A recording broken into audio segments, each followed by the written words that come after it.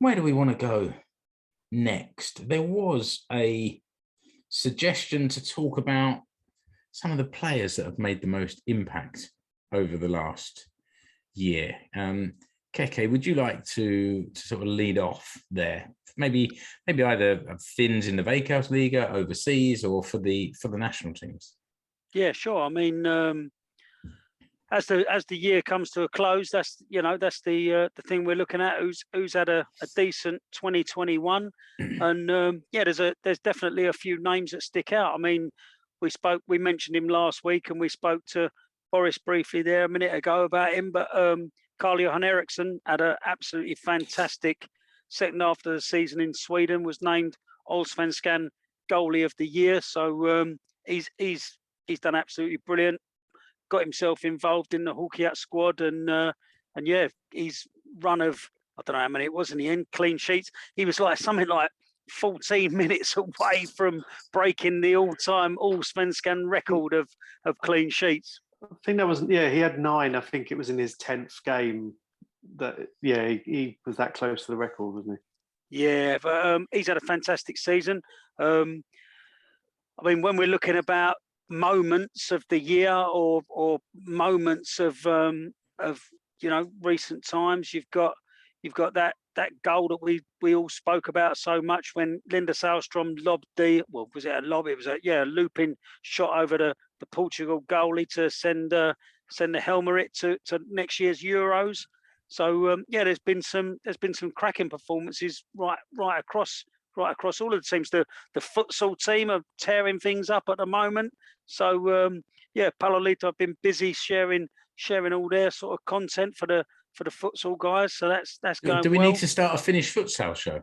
God. It doesn't quite drip off the tongue quite as well as Finnish football show, but and of course up front you've got Teemu Pukki. I mean, these are all the big guns here. Talking about Sparv and Sällström and Pukki, but breaking the Hockeyat scoring record this year too. 32 was the record, and he overtook it with his goals against Kazakhstan. We did look actually. I think 2/3 of the goals he scored for Finland have all been since he signed for Norwich, which obviously is nice for them. And that sort of year of 2019, he scored 10 of those 30 odd goals in 1 year. So it shows. I mean, for Norwich, he did really well in getting them back into the Premier League. He personally has done fairly well on their return. The team is utter rubbish, but he's done really well because he's had very little service. But and again, it's a shame he went into the Euros with suffering from an injury and then got COVID afterwards, which sort of delayed his start to the season. Lukáš Hrádecký as well, in terms of probably the peak levels that he reached, were probably as outstanding. I mean, his performances at the Euros, his performances for Leverkusen, absolutely sensational. And I guess now he'll be the Finland captain after Sparv's gone. So very much the senior pro. But I mean, some of his performances, I mean, obviously saving the penalty against Denmark, and and goalkeepers are all mad, we all know that, but off the pitch he's in a very different way, just as much as an icon and a leader as Tim Sparv, albeit very much the Joker. And as we know from our interview with him, he does like a beer, doesn't he? Yeah. Mark, anyone else has caught your eye? Well, Pukki's breaking the record was fantastic. Hrádecký was probably the stand-up player for us in the Euros, but Jolle is the guy that got the goal. You know what I mean? He got the winner against Denmark. He's come back into form this year, which is it's a big relief and a good thing to see. He's picked himself up and moved to Turkey and started scoring goals, which is, I mean, it's what he does. Whenever he gets a good run of games under his belt, then he starts scoring. But I think he got 4 for us, or 4 or 5 for us in total this year. So it was really nice to see Jolle back at it, because he's a clinical finisher. You know what I mean? He's one of those guys. He's very different to Pukki in that he doesn't build the game as much as Pukki does. He's not as much of a playmaker, but he's a really good finisher and striker of a ball in the box. So it was great. I mean, that when the header went in Copenhagen, I mean, it was pandemonium. You know what I mean? It was just one of the culmination of years and years worth of heartache and pain and support. And then outside of Jolle, I think one of the best moments of the year was when Daniel O'Shaughnessy scored against Bosnia for 3-1, which it was a bit of a grubby goal, but that game was so tense. You know what I mean? It'd been back and forth. We went down to 10 men. Yep. The game was kind of like the whole place was on a knife edge, and they got one back, and I thought 20 minutes to go, here we go. This is going to be an absolute nightmare. And I think it was only a couple of minutes, and it was a whip ball to the back post, and O'Shaughnessy just right place, right time. It was a great cap to a fantastic year for the lad, who's secured a move to Germany, top league, and he's been playing like an absolute legend in the back, and won a title for Hoyko. I think one other person who's had a cracking year is Rasmus Schüller, who, you know, a year ago we were unsure how he was progressing, and then who was unsure? We, as the Finnish football show, we take collective responsibility for this. and yet when a Tim Sparv-shaped hole appeared in the centre of the midfield, he filled it and grown and grown and grown. And now I see that as his spot, and quite comfortably in there, holding things together alongside Glenn Kamara. That move to Djurgården in Sweden seems to have done Radhead a world of good. He really hit the ground running there. He's become an absolute integral part of their midfield. I mean, when you look back over Rasmus Schüller's career, especially in his younger days, like he was hitting some really impressive numbers. But his game has, I don't know, developed or changed slightly as he's gone through his career.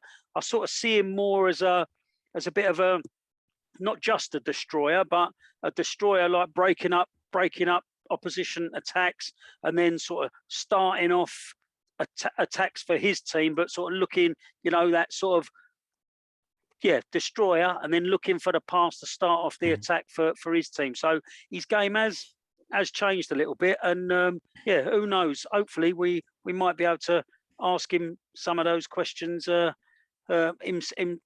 person soon. But I just wanted to say, like, he honestly, he's had a fantastic season, and when he puts on the white shirt of Finland, he's done really well. But on that note, I just want to say, like, we've had some cracking interviews over the last 12 months. I mean, we had Sauli Väisänen right at the start of the year. That was absolutely brilliant to chat to him. Mark's already mentioned Paula Myllyoja, who was unbelievable.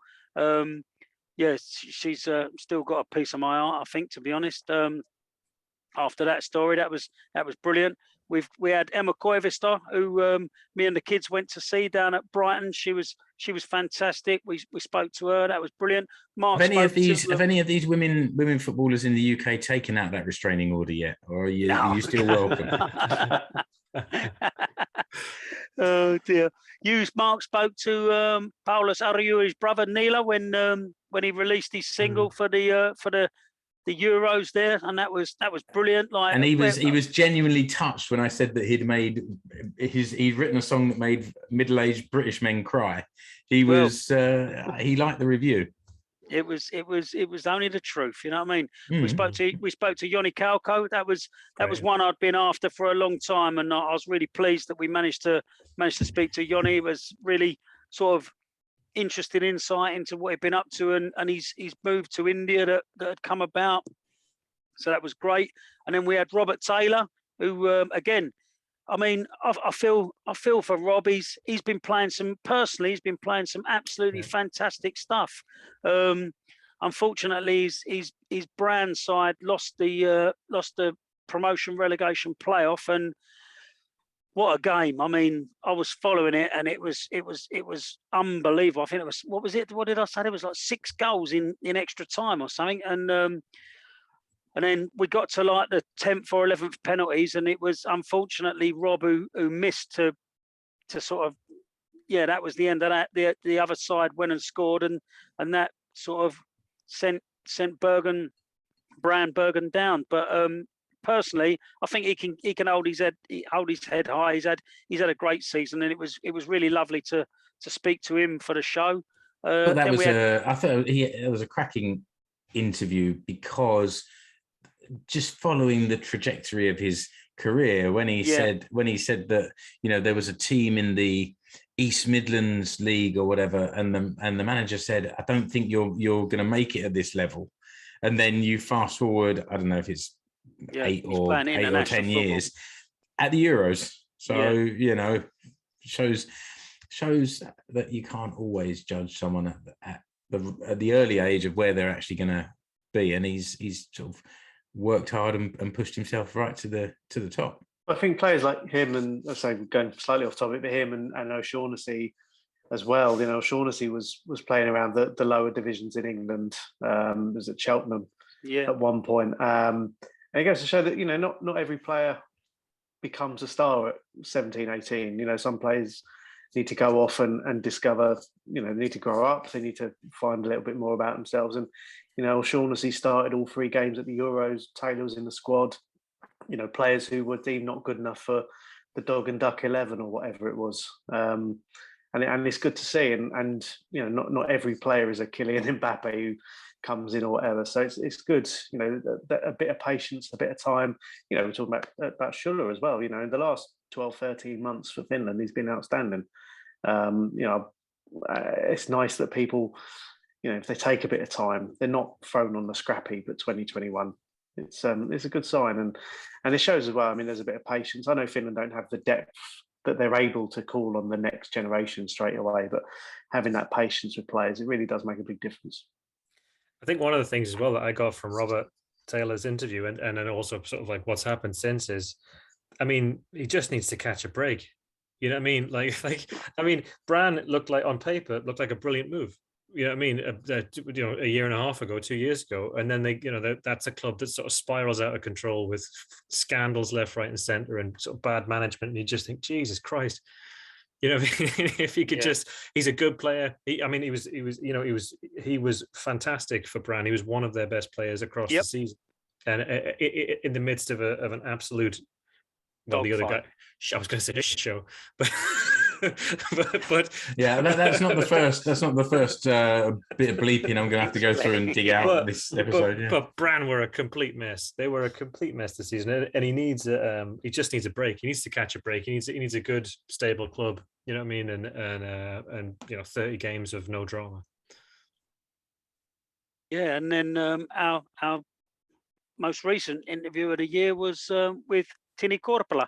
So we capped off 2021 with a decent one. So just want to say thank you to, honestly, all the Finnish footballers who take the time to come and speak to us. It's amazing that you agree to give us your time, and we really do appreciate it, don't we, lads? Yeah, absolutely. It's the way that it feels like what we're doing is appreciated as well. Not, you know, it's not only the gesture of them taking time to appear on the show, but they say that it's appreciated. And after appearing on the show, it was Paula that sort of called us out for coverage of the women's games as well. And since, but I hope that if we would ask her, she'd notice that we've upped the game, even if it's focusing on the live games, but certainly taking the time to make sure that we're watching them and doing the podcast about the women's games. And you know, we've all got jobs. None of us are doing this full time, so you know, but we brought that into the show as well. Rich. But then, you know, again, this leads into what we're hoping to do in 2022. Helmer are going to be at the Euros in England. Keke and I, and hopefully Mark H will be. Well, we're at all 3 games, and again, it's just a nice chance to see Finland on a bigger scale. I mean, Finland are in very much the group of death there, and it'll be interesting. And 3 games in Milton Keynes, and you know, this is where we are now. And, boycott it. And after we spoke to Tinni, you know, she earned her 100th cap, I think, the week after we spoke to her. So again, you know, there's a lot of players there, have a lot of experience, and going there, that this isn't her first Euros either. So it's there's a lot of good things to come. We've had the men's Euros this year.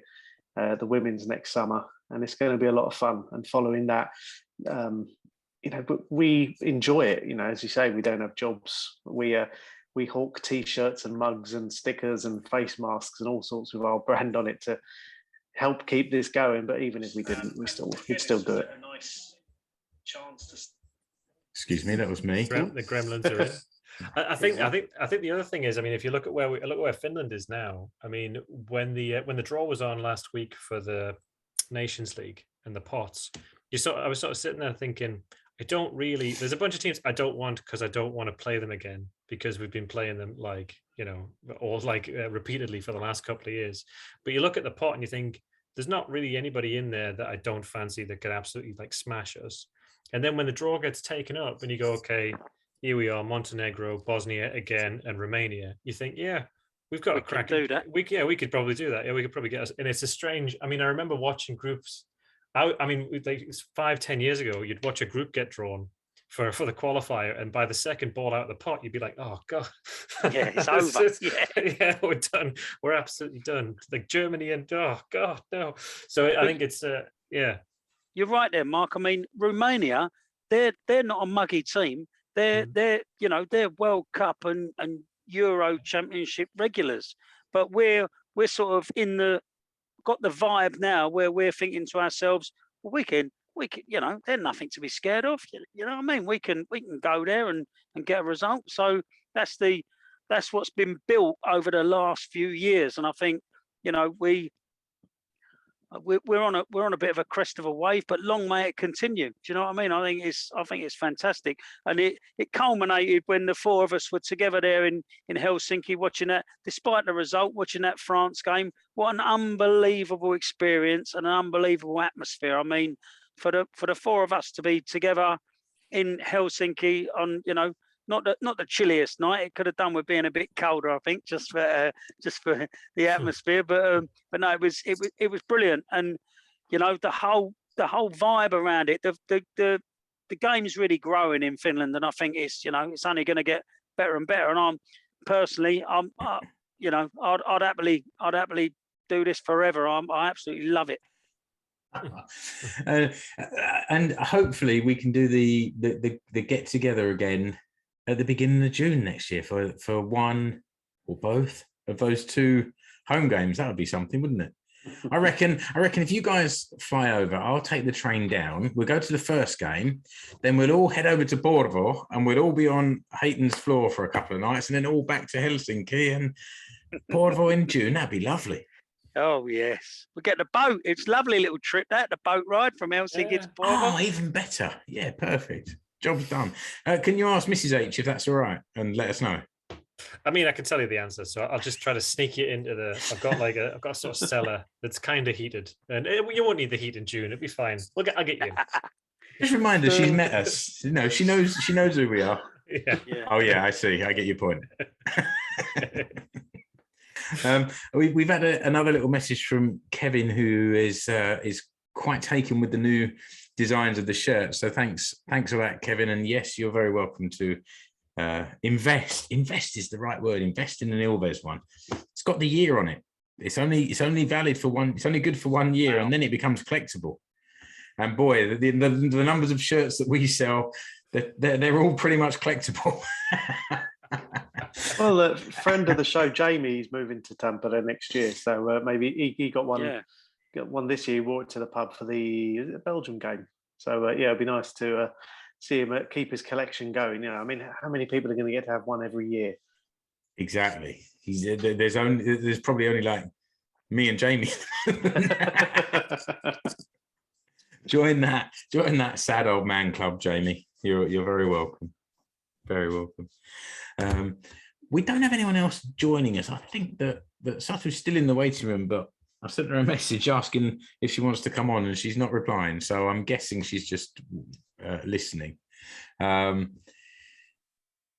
we have anything else that we want to talk about? Anyone? We were on last week. We've done an hour and a quarter with a couple of people jumping in and joining us and talking through a few new bits and pieces. Rich, do you want to show people this? We mentioned the mugs. Are you able to share a screen and show us? Or? I'm not sure if I can. I'm on my 3-year-old's iPad. So, well, when you ask a 3-year-old, she'll be able to do it. Yeah, she will. Let me have a look. Stand by. Might take a while. You'll either share the screen or end the whole call. So prepare yourselves, everyone. Here we go. You can carry on talking while I'm doing this because this is very much behind the scenes, isn't it? What did you reckon? What did you reckon of the march in the end? Then, Mark, was it like what was your general takeaway? Well, when we were in Helsinki, I was so gutted that my phone ran out of battery when I was standing at that bus stop when we were doing it because I was so pumped. It was brilliant, wasn't it? I mean, yeah. You was a bit taken aback, old Bart, wouldn't you? Oh, I was because I wasn't expecting. I mean, I don't know. I read somewhere a report saying there were a few hundred people there, and it felt like hundreds of thousands of people marching down the street, because we were like 10 or so wide, walking down the middle of the main road out in and out of Helsinki, and everything was stopped, and the singing was going on, and it was rowdy but really friendly. And the way to explain the impression it had was that about 4 days later, Satu and I were both in the kitchen preparing dinner, both still singing "Ole, ole, ole, ole," and it was sort of in it, and it wore off after about a week and a half. I stopped singing the songs. So yeah, it definitely stuck with me. And as we said in the show immediately afterwards, there were people coming back and saying, "Oh, I listened to the podcast, and you know, it's great to meet you all," and that was quite sort of affirming that this connects with people. It's nice to make that physical connection because you never know who's out there, really. Yeah, it's true. It's true. Although you did. I mean, you had a good physical connection with one of the guys on the march. Was that the very drunk guy who we just sort of passed on to the group behind, and then they got rid of him and passed him back? Yeah. Amy was so drunk I didn't know what he was saying. He was swimming against the tide. Let's say he was doing the impression of a salmon, just going against the tide and trying to scrounge money or drinks or fags or probably all three. Yeah. Rich, this screen sharing seems to have turned into you moving from being a moving picture into just a name. I am browsing. Stand by. This technology isn't my thing. So I'm not going to take anything off. no layers coming off. Yeah. We don't want to get down that terms of service of the live stream. Get this thing taken down for forever. Hey, I tell you what. While you're doing that, Rich, I will just do a little bit of jiggery pokery in the background of our storefront, and I've got, because I said I had one more shirt to show. I had one more something to show. So let me find that, and then I'll share that, and all the viewers and you guys will be able to see what it is.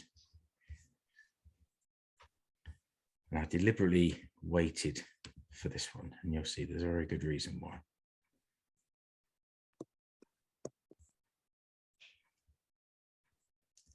Okay, it's coming. What? Oh, hello. Look at that. Yeah, I had a little thought at the weekend that you might like. I think I need to just jiggle this around a little bit and move the logo up. But anyway. Look at that. Yeah, I thought that might hit the spot, and you get the full range as well. Boom. I'm getting the lot. You're getting the lot. He's sitting there, tote bag over his arm with a phone case and the t-shirt. Yeah. Boom. And a hoodie. And a lady's t-shirt underneath as a vest. He'll be doing layers every show. Nice. Yeah, I thought you'd like that. It's the one non-Veikkausliiga team that we've done. It's JJK for Keke and his mates, because I think there's a few JJK fans that listen to the show. So one or two. Exactly. So all you boys and girls out there, it's live now. Well, that one's on offer. Well, that's because they're not Veikkausliiga team. I wonder, has something happened? First it giveth, then it taketh away, eh? That's weird. Why is that one reduced? Weird. I think we should maybe knock up a Huima one in honor of our last guest. Get in while it's hot, Keke. Apparently you've got a couple of days, so there you go.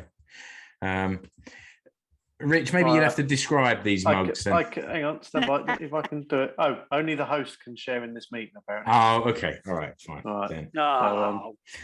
So near and yet so far. It's either that or I'm going to end up showing off my holding my phone to the screen like a old person trying to work out Zoom. Which is exactly what you are, but that's okay. Don't worry. Stand by. Oh, I can do that. Yeah. Oh. Hey, oh, boo. Oh, there it is. Okay. All right, Rich, you need to talk, so you take the camera. Yeah, so we found that our other merchandise supplier is excellent for t-shirts, and I adore them. But for mugs and certain other merchandise, they are not printed and made locally. So there is a company that we have used for my other podcast where they're a lot cheaper and very good quality. The one that we have for the other podcast came in is lovely. And unlike my Hoikon mug that I bought in the shop a few years ago, doesn't run in the dishwasher. So yes, but and they're fairly cheap to post as well. So once I get some time now, it's Christmas holidays, etc. We'll have a play around with some of those lovely designs that we've seen, and try and get a yeek or one knocked up sharpish while Keke's got his wallet, while he's got his wallet out. He's thinking, if only I'd known a couple of weeks ago, they'd have been on my Christmas list. Yep. It's not too late. Never too late. Never too late. All right, let's have another little look and see if anyone else is communicating with us, or if it might be time to say goodbye and good night and see you in the new year.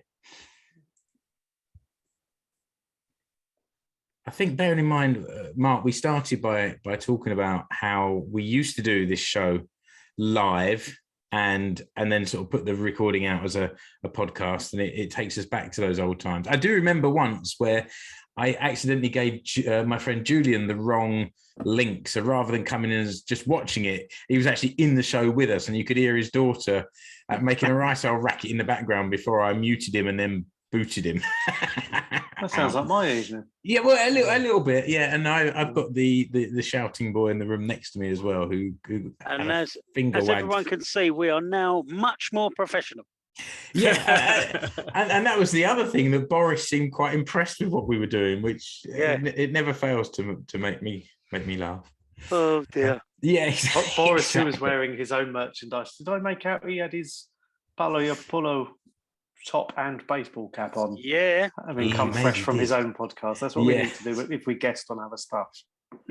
Yeah, always have the gear on, and the hat's good as well because it's up there. Can we see if we can find a place that does branded flat caps?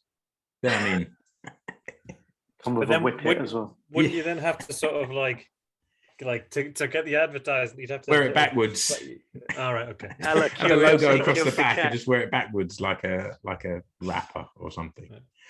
All right, I'm not seeing any more comments from anyone, so I reckon we've been there about an hour and a half.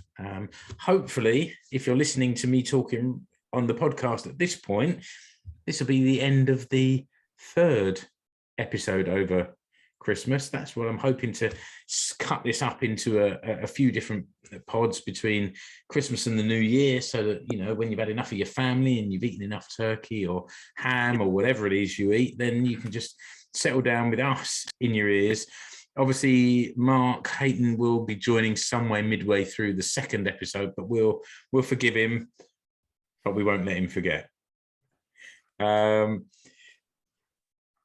Keke, thanks for joining, and have a Merry Christmas. Yeah, kiitos. Hyvää joulua. And once you've got your ears around these 3 episodes, as I say, we should have something nice for you coming in the new year. We're hoping to get Rasmus Schüller on the show and see what he's got to say to you lot. But don't wind him up beforehand, do you? Because you are a little stereo, because you made a comment to us in WhatsApp the other day, and I have access to the Instagram chat where you do all your flirting with these footballers, and there was no mention of any negativity that might have come his way before. So I'm very, very tempted to eject you from this meeting. But hey, listen, we said it earlier, but let's get well soon to Kimmy, and I hope the rest of the family stay safe and well. And thank you. And see you in the new year. Yep. Mark, same to you. Merry Christmas. Hyvää joulua. Yep. Tack och jul. And Rich, you yourself need to be getting well after your COVID infection in the middle of last year. So rest up over Christmas, and I'm sure the kids would let you relax, right? I doubt it, but I say I got the whatever it is at the men's Euro final. I also have tickets for the women's Euro at Wembley next summer, so we'll hopefully won't get it again there, and we'll see if Finland participate in this one. But only pay 10 quid for the tickets. I think it's crossed. So what you're saying is at the women's Euro final, the Nelson variant will start spreading around the. Very nice. Not for the first time. On that bombshell, I think it's time to draw a line under all this before all that fizzy cola goes to his head. Listener, thanks for joining us for this live show that we've put out. I think it's gone quite well, and it might be something that we can try again during the coming year, as long as you guys come and join us. But until the next episode of Finnish Football Show, find us on the Facebook page, the Facebook group, Finnish Football Show, also on Instagram, the Finnish Football Show, or there's our individual Twitter profiles. Keke is at Keke Myllyjoja, Mark is at FC Suomi, Rich is at Escape to Suomi, and I'm at Explore Finland. And until next episode, thanks a lot. Bye-bye. Bye.